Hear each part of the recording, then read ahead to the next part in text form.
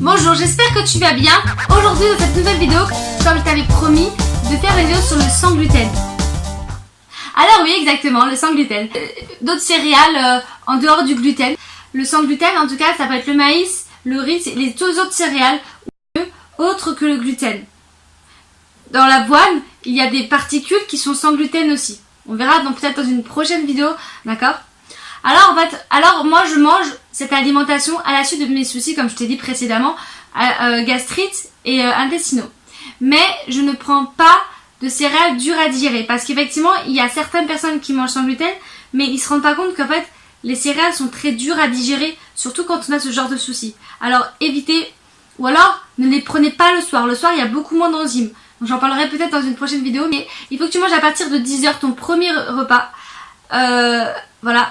Après tu peux boire des boissons avant, mais ton premier repas à partir de 10h, parce que là tes enzymes vont commencer à travailler, où tu auras beaucoup d'enzymes. L'enzyme c'est ce qui justement te permet de digérer. Tu peux regarder sur internet ce que signifie enzyme.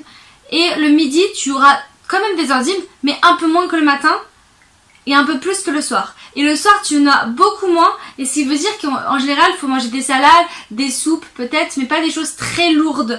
C'est-à-dire genre céréales, protéines à éviter le soir surtout. Et parce que tu vas pas les digérer, et c'est pour ça qu'après tu vas faire quoi? Tu vas faire des cauchemars, tu vas pas pouvoir dormir, donc tu es obligé d'attendre au moins 3 heures pour que justement tu puisses dormir après. Voilà, donc c'est tout un processus qu'il faut que tu comprennes. En fait c'est à partir de 18h, 19h, il faut pas manger de protéines ou de choses dures à digérer. Et alors parce qu'après il y a aussi le fait de l'interdiction. L'interdiction de certains aliments peut être justifiée. Tout dépend du degré de gravité que tu as et d'atteinte, mais ça peut engendrer vraiment de graves conséquences terribles dans l'avenir. Pas forcément tout de suite, parce que les allergies ça se voit tout de suite, mais des intolérances ça se voit vraiment sur le long terme. C'est-à-dire si tu manges un truc là, sur le long terme, dans 10 ou 15 ans, tu auras peut-être quelque chose que tu as mangé il y a 20 ans de ça en fait. Tu vois où je veux en venir? Donc vraiment fais attention à ce que tu manges. J'espère que j'ai rien oublié. Si tu as des questions, n'hésite pas à rebondir en commentaire. N'hésite pas à m'envoyer un mail, voilà, sérieux. J'y répondrai, comme ça c'est plus privé. C'est un échange. Je suis là pour t'aider.